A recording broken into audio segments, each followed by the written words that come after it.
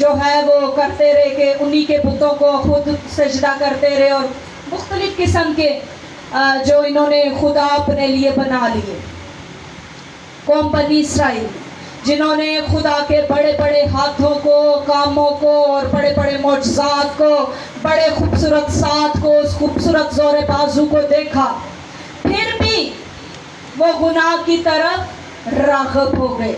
اور اس کی ایک وجہ تھی، کیونکہ بزرگ یشوا 110 برس تک وہ جیتے رہے. جب تک وہ جیتے رہے تب تک ان کے بعد کی بھی جو نسل وہ کافی حد تک جو ہے جنہوں نے دیکھا سنا وہ اسی کی قیادت میں چلتے گئے، کام کرتے گئے. لیکن بعد میں لوگ جو ہے وہ غیر اقوام کی طرف جو ہے ناہموار جوؤں میں جوتنا شروع ہو گئے اور بیٹیاں دینا لینا اور اسی طرح سے غیر معبودوں کی پوجا، ان کی پرستش، ان کی عبادت شروع ہو گئی. پھر قیادت کا دور جو ہے یہ قاضیوں کا دور ان کا شروع ہوا ہے. سب سے پہلا اتنییل، پھر اہود، پھر شمجر، 3 قاضی. اوپر نیچے یہ قاضی جو ہیں آئے اور آ کر انہوں نے اچھے سے اپنے کام کو سر انجام دیا. لیکن قوم جو ہے وہ اپنی روشوں سے باز نہیں آئی.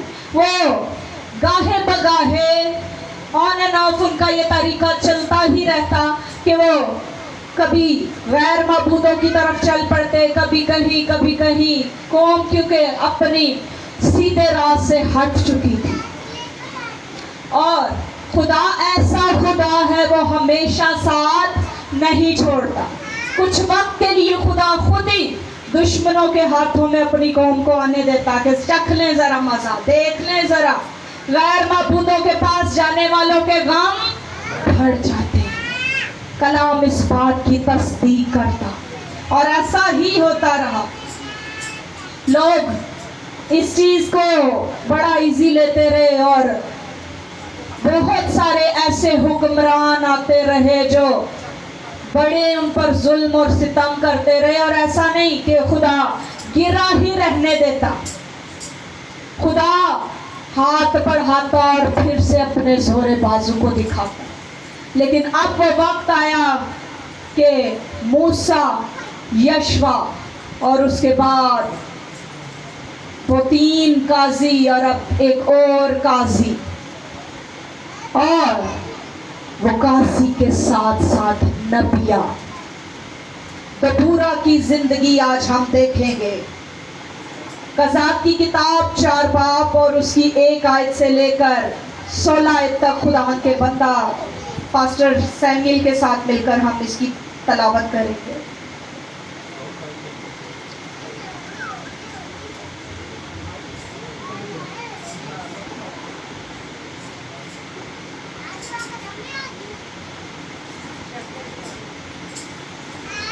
ہلو.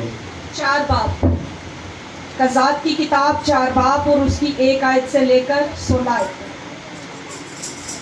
اہود کی وفات کے بعد بنی اسرائیل نے پھر خداوند کے حضور بدی کی. سو خداوند نے ان کو کنعان کے بادشاہ یابین کے ہاتھ جو حضور میں سلطنت کرتا تھا بیچا، اور اس کے لشکر کے سردار کا نام سیسرا تھا. وہ دیگر اقوام کے شہر فروست میں رہتا تھا. تب بنی اسرائیل نے خداوند سے فریاد کی کیونکہ اس کے پاس لوہے کے 900 رتھ تھے اور اس نے 20 برس تک بنی اسرائیل کو شدت سے ستایا. اس وقت لفیدود کی بیوی دبورا نبیہ بنی اسرائیل کا انصاف کیا کرتی تھی، اور وہ افرائیم کے کوہستانی ملک میں راما اور بیتیل کے درمیان دبورا کے کھجور کے درخت کے نیچے رہتی تھی، اور بنی اسرائیل اس کے پاس انصاف کے لیے آتے تھے. اس نے قادس نفتالی سے ابینوم کے بیٹے برق کو بلا بھیجا اور اس سے کہا کہ کیا خداوند اسرائیل کے خدا نے حکم نہیں کیا کہ تو تبور کے پہاڑ پر چڑھ جا؟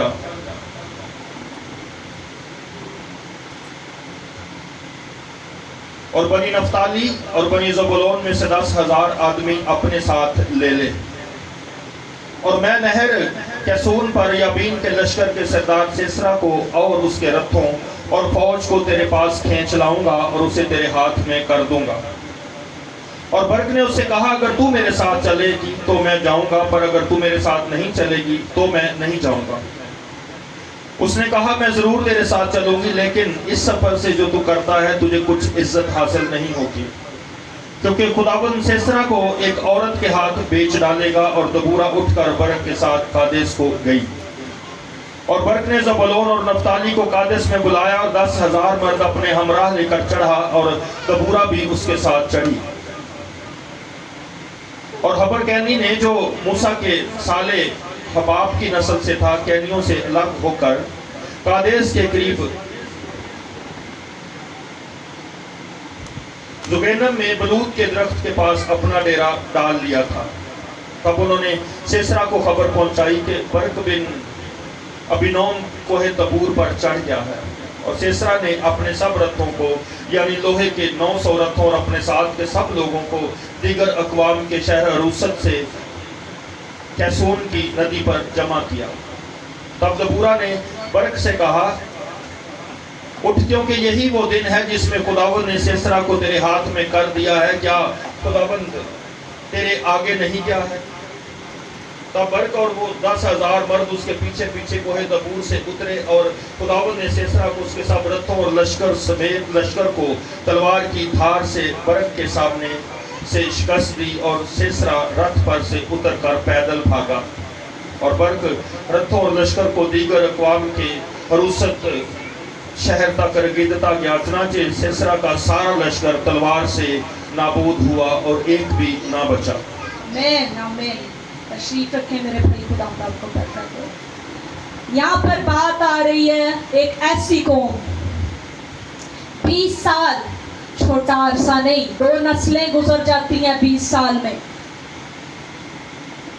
20 سال وہ پھر سے غلامی میں آ گئے، اور جب کچھ وقت گزر جاتا، جب لوگوں کو تھوڑا سا احساس ہونا شروع ہوتا یا وہ یہوہ پاک خدا کے آگے جھکتے، تو کیا ہوتا؟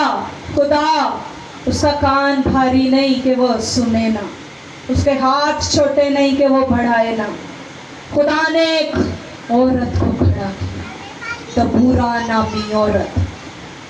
دبورا قوم بنی اسرائیل کی چوتھی قاضی عورت تھی، اور اس کے ساتھ ساتھ وہ نبیہ بھی تھی۔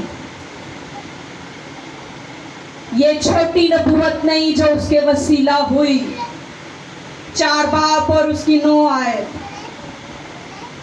جب ایک مرد جس کو ہم طاقتور سمجھتے، بے شک وہ ہے بھی، خدا نے اس کو حکمت سے نوازا، لیکن جب خدا اس سے کلام کر رہا اور کہہ رہا ہے کہ جا، اور وہ ڈھیلا ہاتھ دکھائے اور کہے کہ تو ساتھ چل، تو جائے گی تو میں جاؤں گا، یعنی انسانی ساتھ، انسانی نگاہ، تو کیا سامنے سے جواب آتا ہے کہ تجھے اس میں کچھ عزت حاصل ہونے کو نہیں۔ خدا نے سسیرا کو ایک عورت کے ہاتھ بیچ ڈالا ہے، اور یہ قیمت کیا ہے آگے چل کر ہم دیکھیں گے۔ اس کی قیمت کیا ہے اس بیچنے کی؟ خدا جو سودا کرتا وہ عام سودا نہیں ہے، اس کے عوض ایک بڑی برکت ہوتی ہے۔ حکم ملے تو تابعداری دکھائیں، کہیں آمین، خداوند میں حاضر ہوں۔ خدا جب کہہ رہا ہے کہ برق کو کہ جا،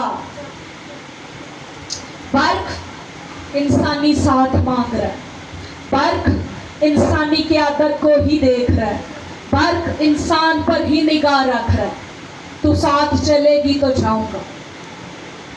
جس کے وسیلہ کلام ہو گیا ہے، بے شک اچھی بات ہے، آمین کر دیں، لیکن جو کام آپ کا ہے، بعض اوقات آپ کے لیے کہا جاتا ہے کہ دعا میں رکھنا میں کھڑے ہو جائیں، آپ کہتے ہیں پاسٹر صاحب تسی بھی نال ہی روزہ رکھے ہو، بے شک اس نے اپنی برکت پا لینی ہے رکھ کے۔ بہت سال پہلے ایسا ہوتا کہ ہمارے گھر خادمین آتے ہیں، ہم کہتے ہیں اور ہفتے میں 3 دفعہ آ رہے ہیں، کیونکہ حالات بہت اچھے تھے، گھر پہ 2 ملازمین، 2 گاڑیاں، اور بہت اونچے لیول کا ایک مطلب کہہ لیں جو گھر ہوتا ہے وہ تھا، اور ہمیں ہوتا تھا کہ یہ ہمارے گھر دعا کر کے جا رہے ہیں، بس ہم ان کو ہدیہ دے رہے ہیں، ان کا کام ہے، وہ اپنی ڈیوٹی کر رہے ہیں، وہ اپنی ڈیوٹی کر رہے ہیں، وہ اس کے برکت پا رہے ہیں۔ آپ کا کیا کام ہے؟ خداوند میں حاضر ہوں، جیسے چاہے استعمال کر، جہاں چاہے لے جا، میں تیار ہوں۔ یہ کہنا میرا اور آپ کا فرض ہے، نہ کہ آرگیو کرنا اور انسانی ساتھ تلاش کرنا۔ کیا خداوند کی مرضی تھی برق رکا؟ نہیں، برق نام کے مطابق چناؤ بہترین چناؤ تھا، خدا کا چناؤ کبھی بھی غلط نہیں۔ برق کا مطلب ہے بجلی، آسمانی بجلی، یعنی وہ اپنے نام کے مطابق اس کو ایکٹ بھی کرنا چاہیے تھا۔ دبورا کے نام کا مطلب ہے شہد کی مکھی، جس کا ڈنگ بہت زہریلا لیکن اندر اس کے شہد ہے، مٹھاس سے بھری ہے۔ اب یہاں 20 سال کی غلامی میں جب خدا نے ایک عورت کو کھڑا کیا تو یقیناً یہ بہت، کیونکہ قاضیوں کا دور جو چل رہا ہے، اتنیل، اہود، شمجر، ان سے پیچھے جب ہم دیکھتے یہ 3 قاضی آئے اور کافی حد تک اوپر نیچے جو ہے یہ رہا سکون۔ جب بھی کوئی قاضی آیا 20 سال، 30 سال، 40 سال اس طرح سکون کے سال رہے، لیکن قوم اپنے کاموں سے باز نہیں آئی۔ وہ لین دین رشتوں کا چلتا رہا، وہ تیرا خدا میرا خدا، یہ وہ سارے سجدے اور معبودوں کی پرستش عبادت ہوتی رہی، اور اس کے چلتے کیا ہوتا رہا؟ گناہ اور بدی حد سے بڑھ جاتی ہے، اور جب اتنی بدی اور اتنا گناہ ہو جاتا تو خدا کیا کرتا؟ لاڈلی قوم ہے، قوم بنی اسرائیل کو خدا پہلوٹا کہتا ہے۔ کیا آپ پہلوٹے کو ایسی سزا دیں گے کہ جان سے مار دیں؟ نہیں، آپ وقت پر اس کو چھوڑ دیں گے، کہیں گے وقت کے ہاتھوں کہ ہاں کھا ذرا دنیا کی ٹھوکریں تجھے پتا چلے۔ ماں باپ ہوتے ہوئے ہمیں پتا ہے کہ بعض اوقات ہم چھوڑتے جائیں، ذرا دیکھیں، دنیا داری بھی دیکھ لیں، ان کو پتا چلے کہ ماں باپ کیا چیز ہے۔ خدا دشمنوں کے ہاتھوں میں آنے دیتا لیکن موت کے حوالہ نہیں کرتا، وہ پھر سے اپنے زور بازو کو بڑھاتا اور اٹھا کھڑا کرتا۔ اب کی بار خدا نے ایک عورت کو اٹھایا، دبورا، ایک ایسی عورت، مضبوط کردار کی عورت، مضبوط اعصاب کی عورت، فیصلہ لینے والی عورت۔ غالباً اس کے شوہر کا یہاں پر صرف نام کے ساتھ ذکر ہے، لیکن خوبصورت یہاں پر اس کا کردار ہوگا جس کے لیے اتنی خوبصورت چوتھی قاضی ہے وہ، اور وہ کھجور کے درخت کے نیچے بیٹھ کر لوگوں کے فیصلے، لوگ بڑے تنگ ہو کے مجھے پتہ جایا کرتے ہوں گے، عورتیں جی سامنے، عورتوں نے کی، آج کے دور میں بھی عورتوں کی گواہی کو ہمیں معمولی سے ہی سمجھا جاتا ہے، آج کے دور میں بھی عورتوں کو بڑا ہی کمزور سمجھ لیا جاتا ہے، آج کے دور میں بھی بے شک عورتوں کو ہم کہتے کہ یار اینا بچاریاں نو پتہ ہی نہیں گھر چ کھپیاں ہوندیاں، نہیں، جب میرا اور آپ کا خدا چنتا تو خدا کا چناؤ کبھی بھی غلط نہیں ہوتا۔ یہاں پر ہم دیکھیں گے وہ کھجور کے درخت کے نیچے جب بیٹھتی تو اس درخت کا نام ہی دبورا کا درخت پڑ گیا تھا۔ لوگ آتے، فیصلے لیتے اور بہت سارے مشورے بھی ہوتے ہوں گے۔ اب یہاں برق کی بات ہو رہی، برق کے لیے خدا نے کیا حکم دیا؟ اسرائیل کے خدا نے حکم نہیں کیا کہ تو طور کے پہاڑ پر چڑھ جا اور بنی نفتالی اور بنی زبلون میں سے 10,000 آدمی اپنے ساتھ لے لے۔ یہ خوبصورت بنی نفتالی اور بنی زبلون کی بھی خوبصورت یہ قبیلوں کی، کیونکہ یہ یہودا کی لڑائی تھی، اور اس میں ان قبیلوں نے ساتھ خوبصورت ساتھ دیا۔ انہوں نے کیا کیا؟ بغیر کسی مال غنیمت کے، بغیر کسی لالچ کے، کیونکہ جب اکٹھے مل کر قبیلے لڑائی کے لیے جایا کرتے تھے تو ان میں آپس میں بات ہوتی تھی کہ ہم جو مال غنیمت ہوگا، جو وہاں سے مال لائیں گے، ہم اس کو بانٹ لیں گے۔ انہوں نے کہا ہمیں کوئی مال نہیں چاہیے۔ جو لوگ خدا کے لیے لڑتے ہیں، جو خدا کے لیے کام کرتے ہیں، خدا ان کے لیے کام کرتا اور بڑے بڑے کام کرتا ہے، بغیر کسی عوض کے، بغیر کسی معاوضے، بغیر کسی لالچ کے لڑنے کے لیے چلے گئے۔ لیکن برق کے اندر کہیں کہہ لیں خود اعتمادی کم تھی۔ وہ کہہ رہے کہ تو میرے ساتھ چل، حالانکہ خدا نے حکم دیا۔ اب سامنے جو ہے ایک نئی ایجاد آ گئی ہے دشمنوں کے پاس، نئی ٹیکنالوجی آ گئی ہے، لوہا، اور قوم ابھی اس سے اتنی اچھے سے واقف نہیں ہے۔ حالانکہ کچھ پیچھے جائیں تو احود جس کا ہم ذکر کر رہے، جو دوسرے نمبر پر قاضی ہے، وہ احود ایسا کہہ لیں کہ وہ لیفٹی ہے، اس کو بایاں ہتھا یہاں پر کہا گیا، لیفٹی ہے، لیکن اس نے بھی خوبصورت کردار ادا کیا، لوہے کا ہی اس نے خوبصورت تلوار کا استعمال۔ یہاں پر اب تانبے اور پیتل سے نکل کر وہ سامنے دیکھ رہے ہیں کہ 900 رتھ ہیں لوہے کے۔ اب گھبرانے کی بات تب تھی اگر خدا ساتھ نہ ہوتا۔ خدا کا حکم ہے جا، لیکن جب آپ مرد حضرات سستی دکھا دیتے تو خدا اپنے فیصلے کو بدل لیتا۔ خدا کسی اور کو استعمال، خدا کو سست اور ڈھیلے ہاتھوں سے نفرت ہے۔ یہاں پر کیا ہوتا ہے؟ خدا نے اپنے بڑے ہاتھ کو دکھایا۔ اب پانی جو ہے وہ نیچے گھاٹیوں کی طرف آ رہا ہے، کیونکہ نیچے سے جب وہ پہاڑ پر چڑھے ہیں خدا کے حکم کے مطابق 10,000 لوگ عام لوگ نہیں ہیں، 10,000 خدا کے حکم کے مطابق زبلون اور نفتالی اور دیگر یہاں پر جو ہیں وہ ان کا ذکر ہے کہ یہ قبائل ساتھ ہیں 12 قبیلوں میں سے۔ 10,000 لوگ اوپر پہاڑ پر سے آ رہے ہیں، لیکن نیچے گھاٹیوں میں کیا حال ہو رہا ہے؟ اور برق نے زبلون اور نفتالی کو قادس میں بلایا اور 10,000 مرد اپنے ہمراہ لے کر چڑھا، اور دبورہ بھی اس کے ساتھ چڑھی۔ آگے چل کر ہم دیکھیں گے کہ یہ سارے ایک خوبصورت مقام پر چڑھ گئے، موجود ہے خدا کے حکم کے مطابق۔ ایک شخص جس کے دل میں ابھی بھی تھوڑا سا خوف ہے، نام کے بالکل مترادف کام کر رہا ہے۔ اب یہاں پر کیا ہوا ہے؟ وہ رتھ، وہ لوہا جس پر وہ بڑا مان کر کے، بڑا غرور کر کے، بڑا تکبر کے ساتھ وہ رتھوں کے ساتھ آئے ہیں، 900 رتھ کیچڑ میں دھس گئے۔ کچھ اپنے رتھوں کو چھوڑ کر بھاگ گئے، کچھ ان رتھوں کے ساتھ ہی دھس گئے، وہاں کیچڑ میں پھنس گئے۔ ایسا ہے میرا اور آپ کا خدا۔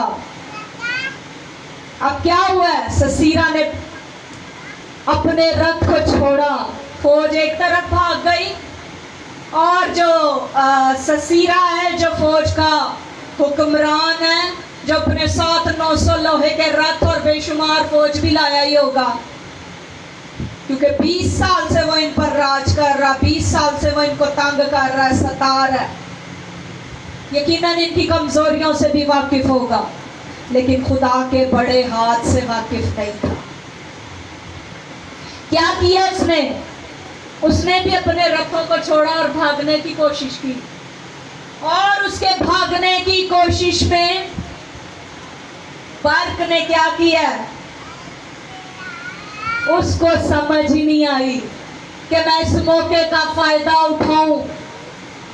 وہ شاید لوہے کے رتھوں کی چمک سے چندھیا گیا، خوف زدہ شاید تھوڑا سا ہو گیا ہوگا۔ इंसान है। बेशक उसने बड़ा काम किया कि रीखता चला गया और फौज को मारा उसने, लेकिन खुदा के हुक्म के मुताबिक ससीरा एक औरत के हाथ बेच दिया गया। कैसे? पर ससीरा, भाई ये लफ्ज क्या है, कब्रकीनी की बीवी याइल के डेरे को पैदल भाग गया। यहाँ याइल के हाथ में वो आ गया। याइल कौन है? एक गैर इस्राएली औरत है, लेकिन खुदा जिसको बरकत का बाइस बना दे, खुदा जिसको चुन ले, अब उस औरत के पास उसके डेरे में जाकर पनाह ले लिया उसने, और उसको कहीं पता भी नहीं ससीरा को होगा कि मेरे साथ क्या होने वाला है। यकीनन वो घबराया हुआ था, सांस फूला हुआ था और बहुत ज्यादा थक भी चुका होगा पैदल भाग के। वो पहुंचा है इसके डेरे में याइल के। याइल ने क्या किया? उसने पानी मांगा, उसने दूध पिलाया, और हिस्ट्री बताती, रिवायत इस चीज की तस्दीक करती कि बकरी के दूध में, क्योंकि डेरों में रहने वाले लोग जो थे वो अपने साथ ये माल मवेशी रखते और इन्हीं का इस्तेमाल करते दूध के तौर पे, गोश्त और मक्खन, इस तरह से कुछ भी। आज भी ऐसा ही होता। अब ससीरा ने मांगा पानी। दुश्मन क्या मांग रहा है? पानी। उसने आगे से क्या पेश किया है? मश्क में से फौरन दूध, गरम कंबल जो यकीनन किसी भेड़ की ऊन या खाल और इस चीज से बना होगा, उसने वो भी उड़ा दिया। और यहाँ पर ससीरा ने उसको कहा कि मेरा जरा ध्यान रखो। और यहाँ पर ससीरा जो है वो यकीनन नशे में ही लग रहा है, क्योंकि यहाँ जो जिस जुबान में ये लफ्ज़ यूज़ हुआ है वो मुज़क्कर के लिए होता है। यकीनन नशे में उसको याद भी नहीं कि मैं एक औरत के हवाले अपने आप को करके सो रहा हूँ। उसे कहा यहाँ पर तू ध्यान रख, मैं थोड़ी देर आंख लगा लूँ। और आंख कैसी लगी? कि वो सो रहा है। जब वो गहरी नींद हो गया तो क्या किया याइल ने? वो खूंटी जिससे डेरे के तंबू को बांधा जाता, उसने वो खूंटी उतार ली, यानी गालिबन वो लोहे का काफी बड़ा कोई कील होगा जिसके सहारे जो है बांधा गया वो खैमा, ये वो क्या कह लें कि झोंपड़ी या जैसा भी वो कोई उनके रहने का वो डेरा होगा। जिस डेरे पर उसने पनाह ली, सो गया गरम कंबल ओढ़कर, गहरी नींद। पता भी नहीं कि यहाँ पर खुदा का मंसूबा पूरा होने को है। याइल ने क्या किया है? उसी खूंटी को लिया और उसकी कनपट्टी पर डालकर ठोक दिया। ये काम जब मर्द हाथ ढीला कर देता और परेशान हो जाता, खुदा दिखाता अपना हाथ, वो किसी भी कमजोर को उठाता और उठाकर बड़ी मिसाल कायम कर देता। एक तरफ से वो गई है कील और दूसरी तरफ से वो जाकर जमीन में धंस गई है। ऐसी जोर के साथ उसने उसको ठोका। ये दलेरी मेरा और आपका खुदा चाहता है। ये दलेरी अहूद ने दिखाई थी। उसने भी हदिया पेश किया। उसने कहा जरूरी कोई तेरे लिए बात है, कोई पैगाम है, तेरे लिए हदिया है। नजराना पेश करने के चक्कर में जिस लेफ्टी को कोई समझता ही नहीं होगा कि ये भी कुछ कर सकता है, उस लेफ्टी ने अपने लेफ्टी से क्या किया? जैसे आज हम खपचू जो आए, देखो रखी काम होना है, जोरावर काम मैंने केड़ा करना है। 18 इंच की तलवार उसने रखी थी अपनी रान के साथ, और जब उसने उस मोटे बादशाह या जो भी कह लें उनका सरदार था, जब उसने उसके आर पार वो तलवार की, तो जो उसकी हथी होती है, जो फल यूज होता है पकड़ने वाला, वो भी आंतड़ियों के साथ भर चुका था। ये दलेरी है। ये दलेरी ससीरा ने दिखाई, ये याइल ने ससीरा के लिए। यहाँ पर जब हम कमजोर लोगों को देखते और कहते हैं इनसे कुछ नहीं होने का, इन्होंने क्या करना, ये तो खुद गिरे पड़े से, गिरे पड़ों को वो उठाता और अपना सोरे बासु दिखाता। ये है मेरा और आपका खुदा। अब यहाँ पर पहरेदार वही खुद ही थी बेचारी, उसी पर एतमाद दुश्मन ने किया, लेकिन खुदा ने, जो खुदा कलाम कर रहा है कि ससीरा को औरत के हाथ भेज दिया गया। उसकी कीमत देखेंगे आप लोग, उसको क्या कीमत मिली देखना चाहेंगे आप लोग, क्योंकि गिव एंड टेक है ना। हम खुदा को जब कुछ देते, हम अपना किरदार निभाते, तो खुदा भी कुछ बड़ा करता, वो किसी का कर्ज नहीं रखता। यहाँ 5 बाब और उसकी 23 आयत से लेकर 25 आयत तक हम सैमुएल भाई के साथ पढ़ेंगे, क्योंकि मुश्किल अल्फाज है, मैं चाहती हूँ कि भाई की उर्दू अच्छी है वही पढ़े।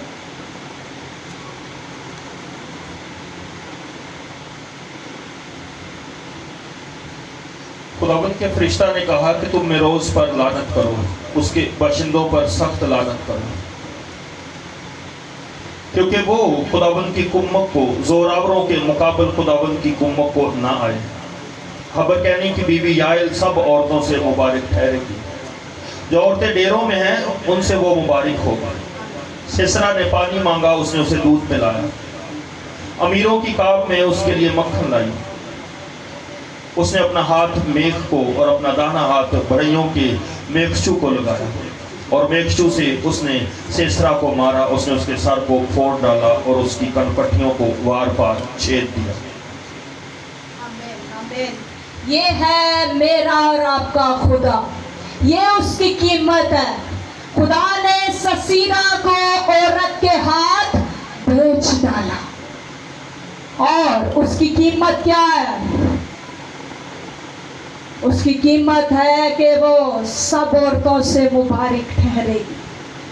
पूरे कलाम मुकद्दस को देख लें, बहुत कम ऐसा इस्तेमाल हुआ कोई लफ्ज़ कि वो मुबारक ठहरेगी। बेशक मुकद्दसों की माँ, देख अब से लेकर हर जमाना के लोग तुझे मुबारक कहेंगे, और बेशक ऐसा है भी। लेकिन आम औरतों में से किसी के लिए ये लफ्ज़ यूज़ हुआ है, तो वो उससे पहले याइल के लिए यूज़ हुआ यही वर्ड कि तू मुबारक ठहरेगी औरतों में, तेरे में रहने वालियों में तू मुबारक ठहरेगी। खूबसूरत अल्फाज, ये कीमत है। वो बरकतें नस्ल दर नस्ल चलती चली जाती हैं। बेशक इब्रानियों में जाकर आगे हम देखेंगे, इब्रानियों 13 बाब में जिक्र आता, और मैं पहले इस स्टोरी को मैंने पढ़ा था, बर्क का नाम ही पढ़ा था, और इतना मतलब उर्दू कुछ खास नहीं है, लेकिन पढ़ के इतना उस तरह से नहीं था। लेकिन जब मैंने नए अहदनामा में बर्क का नाम समसून, यहाँ गालिबन आप घर पे इसको पढ़ सकते हैं, इब्रानियों 11 बाब है और इसकी है 23 आयत, 32 आयत है कि अब और क्या कहूँ, इतनी फुर्सत कहाँ कि जदाऊन और बर्क और समसून और इफ्ता और दाऊद और सैमुएल और नबियों का अहवाल बयान कर। उन्होंने ईमान ही के सबब से सल्तनतों को मगलूब किया। अब ये है जिक्र आया है, नए अहदनामे में भी आया। बेशक बर्क ने एक बहुत बड़ा काम किया, लेकिन ससीरा जिंदा रहता, रविश कभी नहीं बदलती। नेचर बदलती है कभी इंसान की? कभी भी नहीं। खुदा ने पहले से प्लान इसीलिए कर रखा था, क्योंकि भागा जा रहा है और वो उससे फिर भी परेशान हो रहा है, वो उसकी तरफ नहीं जा रहा, वो फिर भी फौज कोई जो है वो उन्हीं की सफाया कर रहा है। फिर क्या कहती वो याइल बर्क से, वो कहती इधर आ तुझे दिखाऊं जिसको ढूंढ रहे तू, ये वो बारीक औरत का काम है। उसने कहा यहाँ आ, जिस शख्स को तू ढूंढ रहा है। ऐसे खुदा के काम।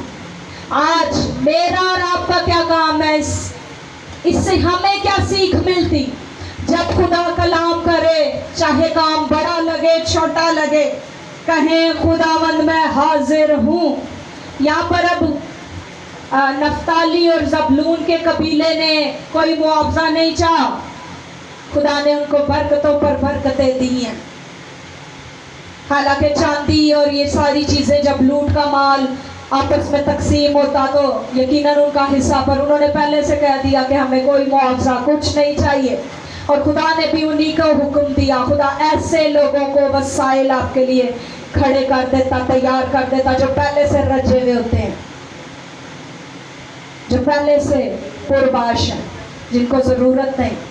और नरोस के लिए नाम लेकर कहा गया कि लानत है, जो खुदा के काम के लिए जिन्होंने कहा नहीं कि हाजिर हैं, हम तैयार हैं। काम खुदा का खुदा ने कर दिया। और फिर कितने साल तक सैमुएल भाई यहाँ पर जो है 40 साल, 20 साल की मुशक्कत थी और 40 साल की रिहाई थी, जब तक कौम झुकी रहती। आज मेरा और आपका क्या काम है? जब खुदावंद कोई कलाम करे तो कहे मैं हाजिर हूँ, खुदावंद मैं तैयार हूँ। वो अपने काम के लिए किसी को भी इस्तेमाल, खुदा का काम कभी नहीं रुकता। आपकी कॉलिंग है, आपकी खिदमत है, तो कहे खुदावंद मैं तैयार हूँ। वो किसी और को भी उठा लेगा, बरकत कोई और ले जाएगा। खुदावंद आप सबको कसरत की बरकत दे।